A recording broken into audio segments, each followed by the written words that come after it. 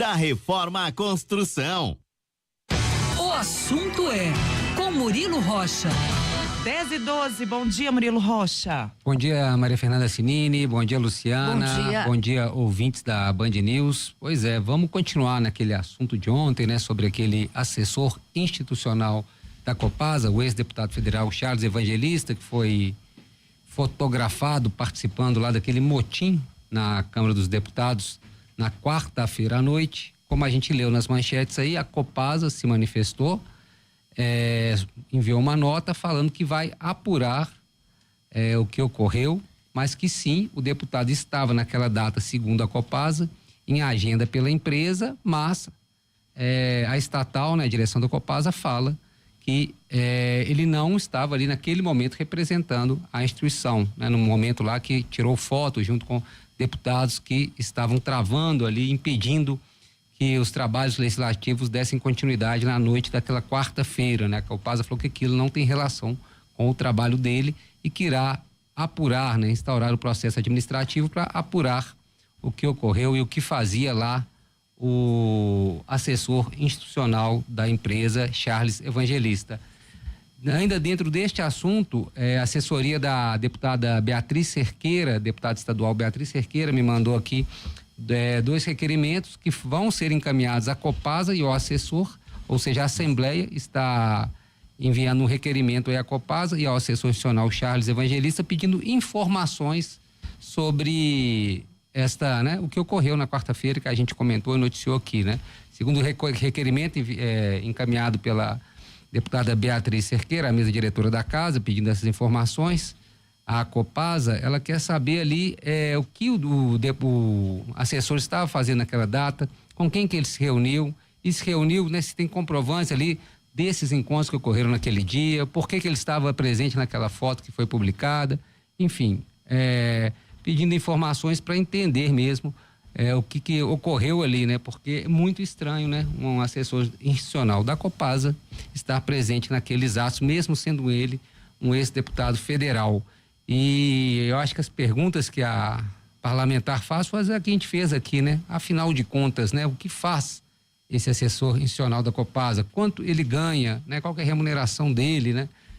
Nós temos uma comprovação, é possível comprovar aí a efetividade do trabalho desse servidor, né? Como medir isso, né? São, entre outras questões, eu acho que isso tem que ser esclarecido, né? Para não ficar com essa questão apenas de um cabide de emprego, porque é a gente que paga o dinheiro desses servidores públicos, né? E então a gente tem que entender essa situação direitinho, porque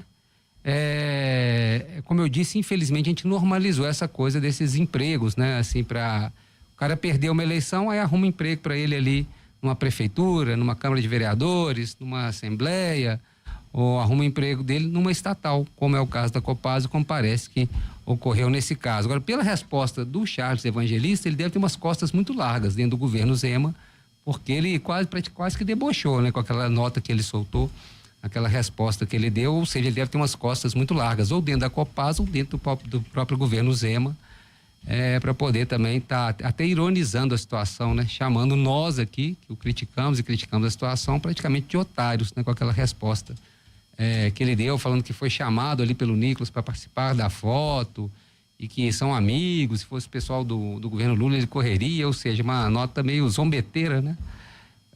De quem está muito tranquilo em relação à situação dele lá dentro da Copasa, não fazendo nada e sendo pago para não fazer nada, né? Então acho que ele está com uma situação, acho que a Copasa tem que investigar mesmo e a gente vai acompanhar para entender, né?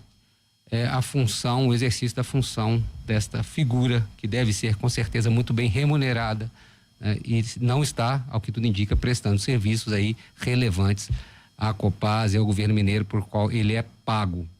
Outro assunto importante, essa reunião aí de governadores ontem lá no Distrito Federal para discutir a questão do tarifaço, né? 9 governadores se reuniram e a Cinine lembrou bem, né? Houve uma tentativa do governo federal de liderar uma reunião. Essa reunião foi esvaziada por governadores de São Paulo, os mesmos de sempre, né? Oposição ao governo federal, de São Paulo, de Minas, Rio Grande do Sul, Paraná, Goiás, são os governadores aí, Santa Catarina e do próprio Distrito Federal, que são ali os governadores que encabeçam a oposição ao governo federal. Então, eles esvaziaram essa reunião e criaram uma reunião própria, né? Que foi realizada ontem. A gente ouviu aí o discurso do governador Romeu Zema, a fala do governador Romeu Zema após essa reunião. É mais ou menos o conteúdo que ele vem repetindo nas redes sociais, né? É um conteúdo, parece, muito bem ensaiado e muito bem treinado aí para o marketing do governador e para essa intenção dele, né? Desse lançamento super antecipado de uma campanha presidencial que vai ocorrer no dia 16 de agosto lá em São Paulo. Inclusive a Band vai estar lá acompanhando. O governador está com esse discurso, né? Segundo ele, essa crise do tarifaço aí foi criada pelo governo Lula, que teria provocado os Estados Unidos, falado mal do dólar e tal, se aliado a ditaduras, e por isso o Trump teria tarifado, né? O próprio Trump disse que não diz isso, né? O próprio Trump diz que as questões dele são econômicas e políticas envolvendo o governo Bolsonaro, né? O ex-presidente Jair Bolsonaro, ele fez uma carta onde ele deixou isso claro, né? Então, ou seja, o Zema está falando uma coisa que nem o Trump falou, né? Ele criticou o judiciário brasileiro e falou que havia desigualdade nas relações econômicas do Brasil, que os Estados Unidos precisaria ali recalcular aquelas tarifas, né?